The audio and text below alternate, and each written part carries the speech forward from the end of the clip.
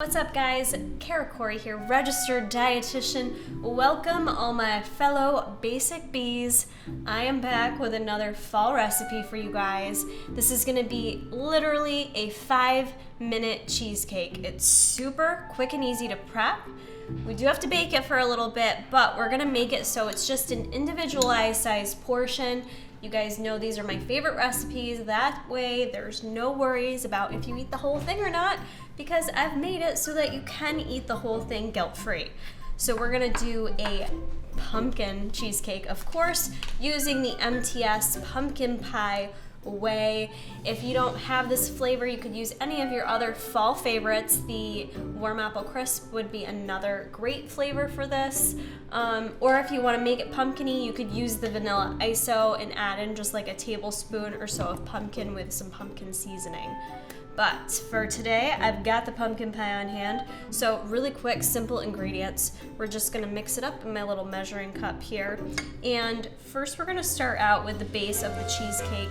I am gonna use a Chobani pumpkin spice yogurt just to add into those pumpkin flavors.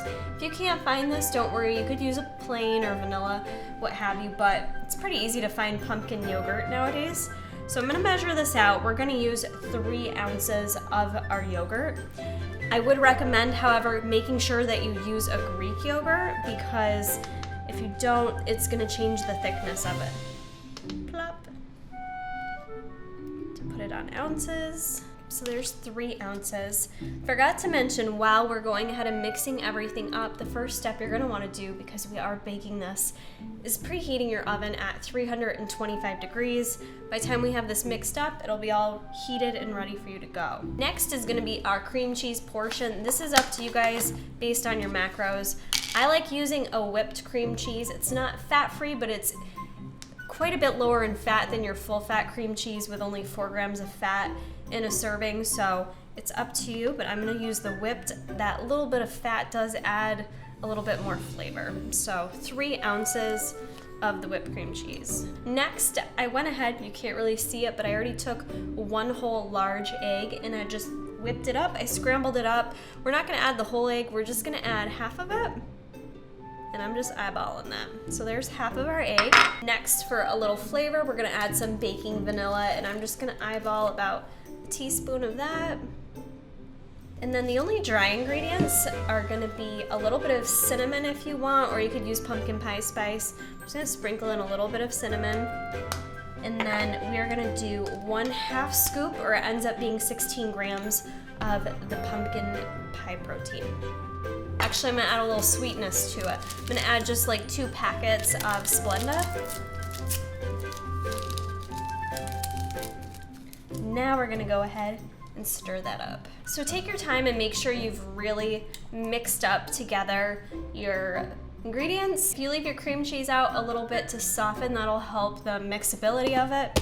Just a little tip for you. We're gonna take an oven-safe dish or a ramekin. I'm gonna spray that with some non-stick spray, and then we're gonna dump our ingredients in there. That is gonna pretty much fill up your ramekin. We're gonna go ahead and put this in the oven to bake it for 15 minutes at 325 degrees.